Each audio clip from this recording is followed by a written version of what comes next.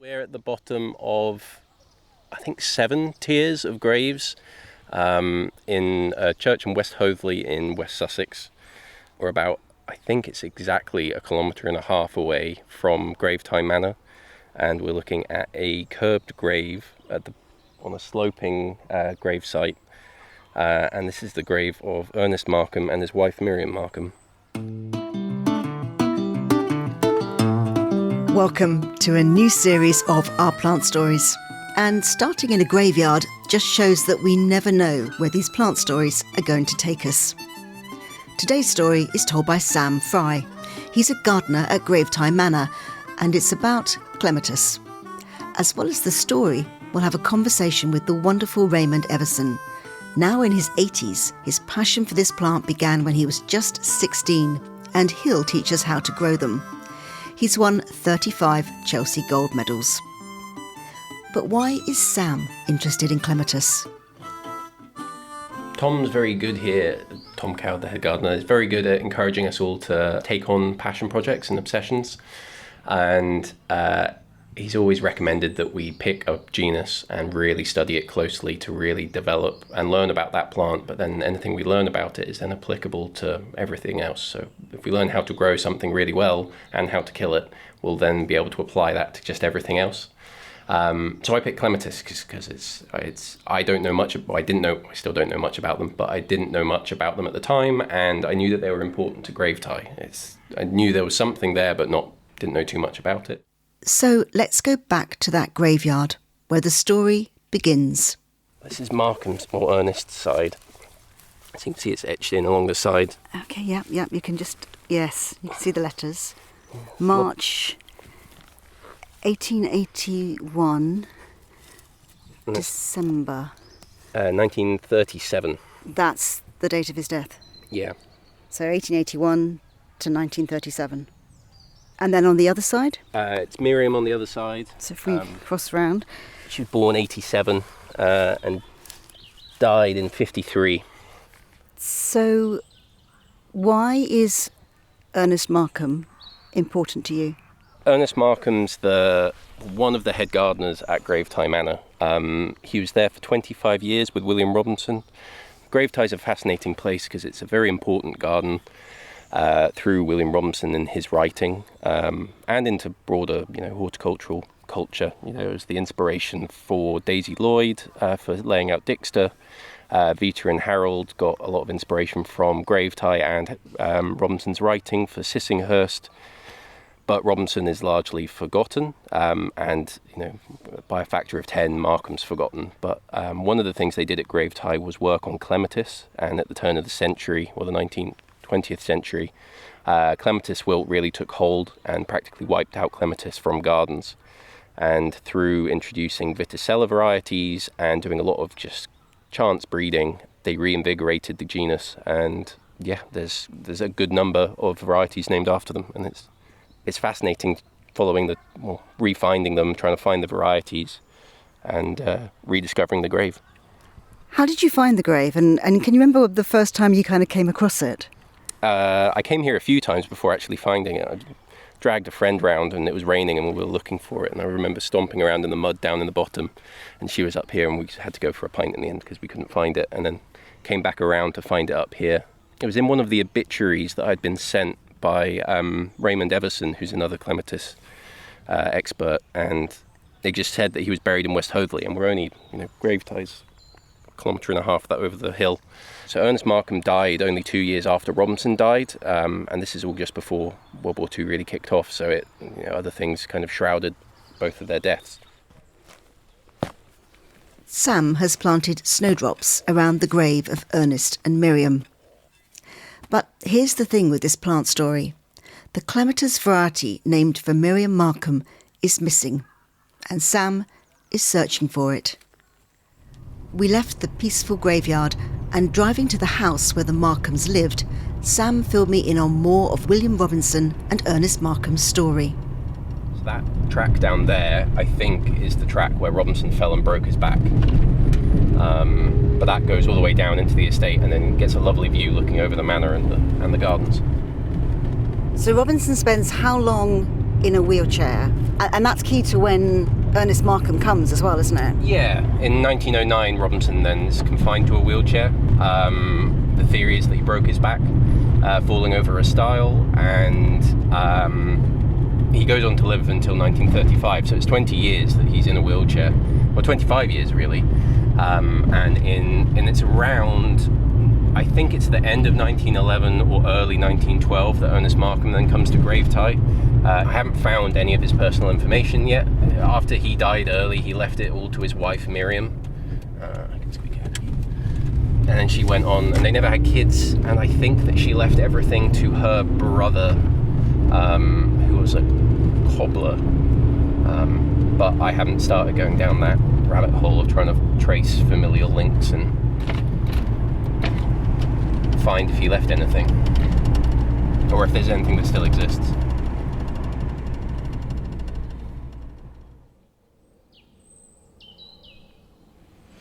So Sam, tell me about this house in front of us. This is the moat. It's the old head gardener's cottage at Gravetye Manor. This is the house that Robinson moved into when he first moved into Gravetye while he was renovating it. But this is where Ernest Markham lived for 25 years while he was at Gravetye. It was left to him and Miriam in perpetuity when Robinson died. And Miriam could have lived there for the rest of her life, but she then moved out in 1939, I believe, at the end of the year, as the Canadian Army then got stationed at Gravetye. When Markham was here, the garden was a little bit different. You can see some of the trees that would have still been here, like that taxodium over there. He grew a lot of clematis seedlings here, so the writing says that it's anywhere between 2,000 to 3,000 seedlings at any one time, in between here and the garden proper. There's a nice old photo of he grew them at 45-degree angles on, I think it was old hazel and chestnut posts and things. And there's a lovely photo that's all very laid out in rows of just what looks like a vineyard, but it's for clematis. And then in the flower garden as well, there's these fantastic old photos of the beds still as they're laid out today, but then with wiring and fences where they're just adorned in clematis, and then there's pergolas that had clematis, and through interviews that we know that they grew clematis through the azaleas on the bank and through trees and things, and there's some really old roots that I hope are from their vintage, but not 100% sure, but they were everywhere. What do we know about Miriam? We're standing here, obviously she lived here. Do we know anything about Miriam? Not much. They met at Bishopsgate, where Ernest was the head gardener and she was a housemaid. And then the year that they both came here, they married.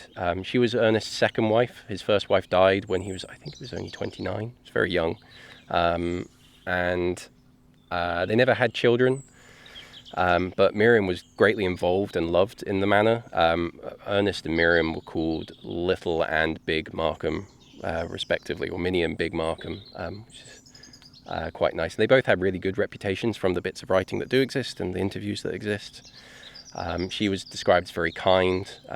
One of the gardeners whose responsibility was to stock the wood fires would always make sure to give Miriam an extra large log just so she would keep that fire going. And there's this lovely photo that's actually on that porch right out the front that has Robinson sat with his nurse, Mary Gilpin, his dog Boy, and Miriam. So Robinson would come down here to visit Ernest and Miriam, so they had a close relationship. She was given the house in perpetuity when Robinson died, and then after her husband died, she stayed here for a little while longer until the Canadians came in, and I'm pretty safe to assume that once they started doing works in the flower garden of tearing it up to turn it into vegetable production and cutting down trees and things, she left, and I've always thought that, couldn't bear to see the garden getting turned up. And she only moved over only a couple miles away to Felbridge, where she built a garden there that was then in turn planted with clematis. One of the accounts is that Ernest and Miriam Markham were both growing in the garden. So William Robinson falls in love with clematis, correct? Or loves clematis, or starts collecting clematis, because he gets collections from other places, which he brings here. So tell me about that. Where does he start finding clematis from? So before he gets to Gravetye, there's accounts of, I think it's Trinarthon, where he falls in love with James Bateman's clematis, and there's Mrs. Bateman. There's a handful of varieties from the Batemans, and he comments on the large flowering varieties there, and that's the first kind of definitive proof of Robinson's interest in clematis. And then he starts acquiring collections after the work's done at Gravetye. So the exact date we're not sure of, but we know it's pre-World War One. There's Francisque Morel in Lyon in France. He has a collection there. He moves to garden design and has a nursery and sells up the collection to Robinson. And Robinson's introducing varieties already to market through Francisque Morel, but those collections then come to Gravetye. There's James Veitch and Sons in Coombe Wood, and he buys that collection too. And through those collections and others that he has in the garden, they then start propagating and hybridizing, and that's where the 2,000 to 3,000 seedlings at a time kind of comes in. You mentioned that Clematis wilt was around. Tell me what that was and what was going on with it. It was a disease that it came into the country at the beginning of the 20th century, and it really affected clematis through drought, and it would just kill them off effectively. So at the time, clematis were largely just grafted onto our native species. So that's Clematis vitauba. And I think the thinking at the time was that it's a really big plant, it's got good roots, it'll be great for growing, the larger flowering varieties of like Languinosa and patterns in some of the hybrids that were coming out. But between the grafting and the clematis wilt, it really knocked the plant back from being a popular garden plant, because it would just die off in the drought. And then between Robinson and Markham, and then a handful of other people, they predominantly here at Gravetye, they introduced Viticella hybrids and varieties into the breeding. They reduced the inbreeding that was going on at the time, and kind of reinvigorated the genus. And Ernest Markham and William Robinson both wrote books on clematis. And Ernest Markham's book was much more of an in-depth dive into the genus, and was the first book, I think it's in either 50 or 60 years on the subject. So it was that really marks the return of the genus back into gardens proper. Alongside the breeding work, there was also the propagation methods that were being revolutionized. So Markham wrote this fantastic article on the new methods to develop and propagate clematis, which was through layering. Clonally propagating the clematis instead of grafting them onto the vitauba rootstocks. So tell me about Miriam's clematis that you are searching for. It's a lovely pink variety. Apparently it starts off single and then goes double. I'm speaking to people, I know it's been around in cultivation in the last few decades, but it's not commercially available now. But Ernest Markham still is. Markham's pink is, but they're definitely distinct plants. And it was named posthumously after Ernest Markham died, but for Miriam by Roland Jackson, who was working at Jackman's of Woking. When you're thinking about it, do you ever kind of wonder have a vision of where she might be, what kind of garden she might be growing in? Could it be an individual? Would it be a big house? Could it be a garden attached to a nursery? I mean, do you have thoughts about where you might find her? Probably in a private garden. There's gardens all over the place. I can imagine it's just someone that grew clematis in the someone older, definitely. Unfortunately, it's not going to be in a younger person's garden because it's just not commercially available. There's a theory that there could be kind of a band of older clematis varieties that were moved about and commercialized kind of 50 years ago, that made their way out of Britain to Eastern Europe, out to New Zealand or Australia, or those places where it kind of the industry expanded and then contracted slightly, so those heritage varieties are still in existence out there, so they could still exist. Strange things have happened. Fingers crossed it still exists somewhere. Varieties turn up in people's gardens all the time, so it's fingers crossed that Miriam's still out there somewhere. Ernest is still up there in the garden, but to have Miriam growing with him would be very lovely, just on quite a sentimental note, but culturally too, to put these plants back into the garden is really quite important. You may recall that back at the beginning of this story, I mentioned Raymond Evison, a nurseryman and passionate clematis grower. It was Raymond who sent Sam the obituary that helped him locate Ernest and Miriam's grave. The three of us met up. Can Raymond shed some light on Clematis Miriam Markham? Almost before I started recording, he had something to give Sam. So this is a book by William Robinson, The English Flower Garden. This book I was given by Ernest Markham's cousins in, I think, the 1960s, maybe early 1970s, when I was exhibiting at the Leamington Spa Flower Show. To me, it's tremendously exciting to have this document here. And I think, Sam, we decided that Rhonda was Ernest Markham's sister. Yes. Yeah.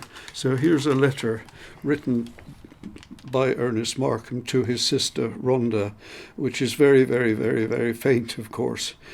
And then we have the obituaries from his funeral service and the write-up in various newspapers here, which are all in bits and pieces, but they all do go together. So to me, that's, it's really part of clematis history and development. So that, Sam, is in your safekeeping. Markham's work is key to why we have clematis in our gardens today. But what was the clematis wilt that threatened that in the late 19th and early 20th century? Well, clematis wilt is caused by a fungal disease called Astrochyta clematidina, and in basic terms, stem of the clematis can be damaged, and then the spores are probably, the fungal spores are really in the soil or maybe in the compost if the plants are going in pots, and all it needs is rain to splash up those spores into a damaged part of the clematis stem, and then, like all fungi, they breed and develop very, very quickly, and they block up the sap stream in basic terms, and so the clematis wilts because it hasn't got any sap going up.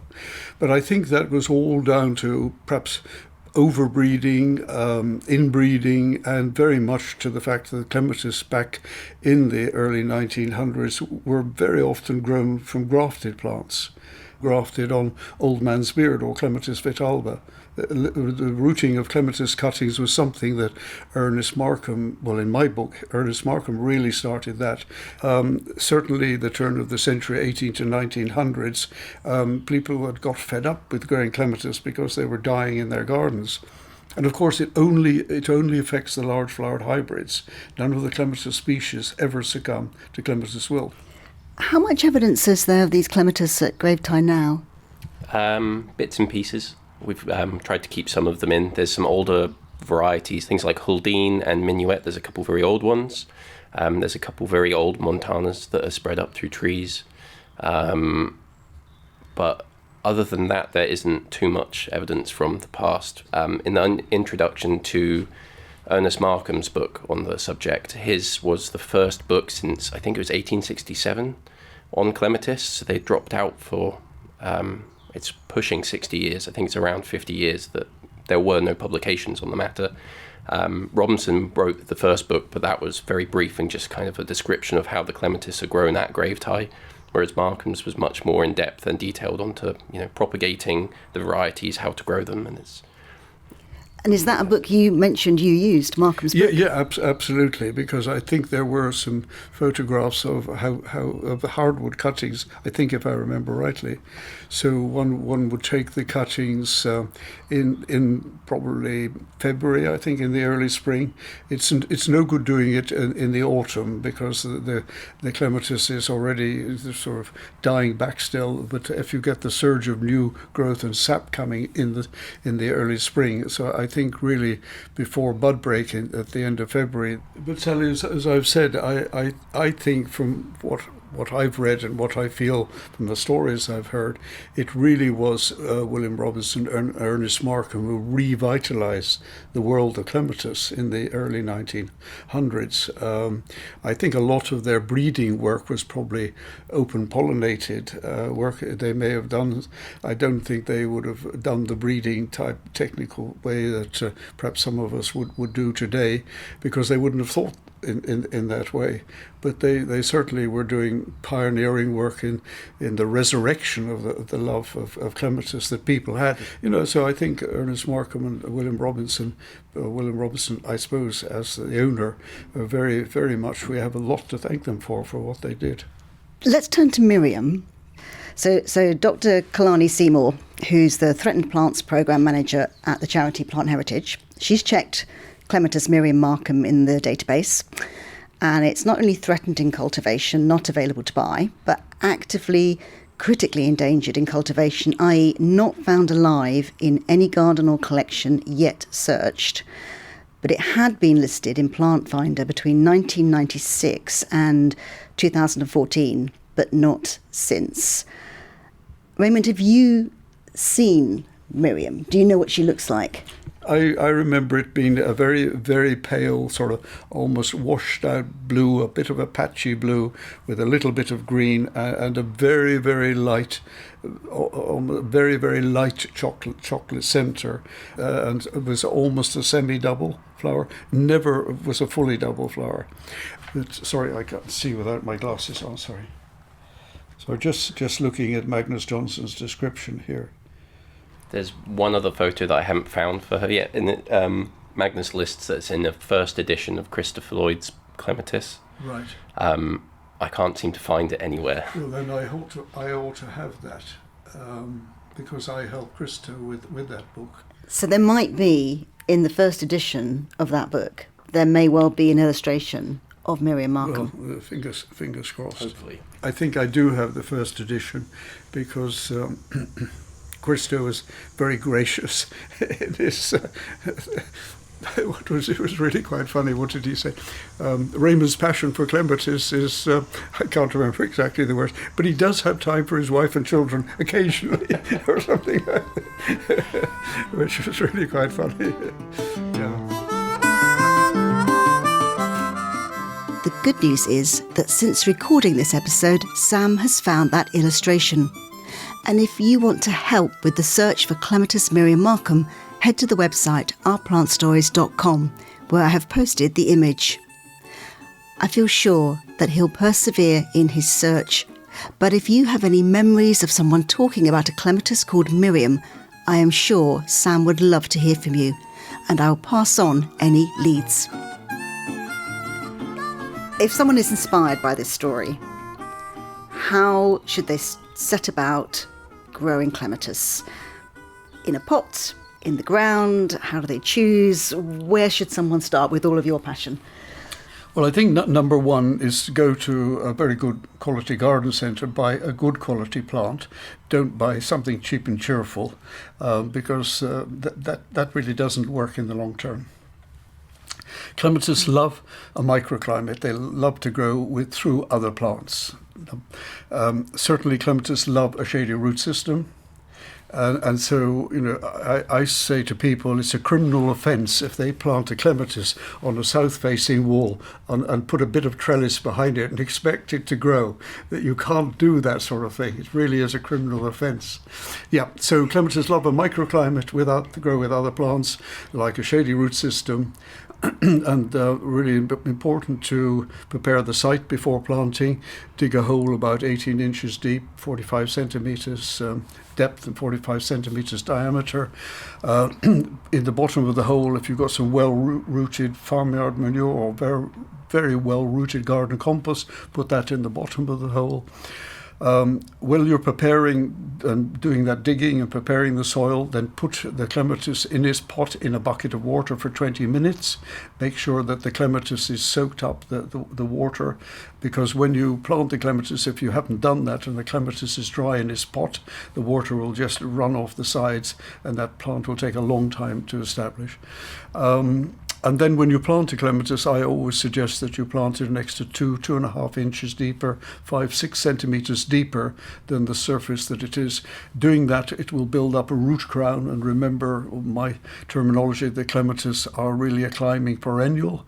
So you build up that root crown, and then if the clematis does get damaged in cultivation or chewed off by a mouse or a rabbit or something like that, then it's got a 99% chance of regrowing. And clematis, in association with other plants, I love doing flower arranging, and I love association of clematis with foliage and with other plants. So, there are just hundreds and hundreds of plant association and plant combinations you can do. So really think about, like perhaps buying a new car, think what you want it for, what you want it to do, how are you going to maintain it, and maintenance is important too. But there's so many types of clematis with the evergreens and with the montanas and the alpinas and macropetalis. They're all different. And of course, if you're going to grow montana, then you don't grow it through another shrub. You can grow it up a Corsican pine tree, and that looks fantastic. So really think about where you're going to plant that plant, and think about its maintenance and what it's going to do. So do your research, or really look at the plant label in the garden centres. All of the good quality clematis will have good labels with good descriptions where to plant. And another tip is really, if you want to plant a clematis in a sunny location, then choose the deep colours. The whites are perfect, the deep blues, the deep purples, or the deep reds, because they will retain their colour in the strong sunshine. If you're wanting to plant some of the pale colours, some of the striped pale coloured ones, the pale lilacs or the pale pink ones, then plant those in a semi-shady location where the sun won't bleach out the colour. So just think about what you're going to plant and where you want to plant it, but certainly buy a good quality plant. I hope this will inspire you to plant a clematis. Raymond also gave a simple guide as to how to prune clematis, and I'll post that on the website, ourplantstories.com, which is where you can sign up for the weekly blog, which gives the latest updates and behind-the-scene news of this podcast. With thanks to Sam for sharing the story he has researched so painstakingly and is still researching. And of course, if he finds Clematis Miriam Markham, I'll let you know. Our Plant Stories is researched, recorded, edited, produced and presented by me, Sally Flatman.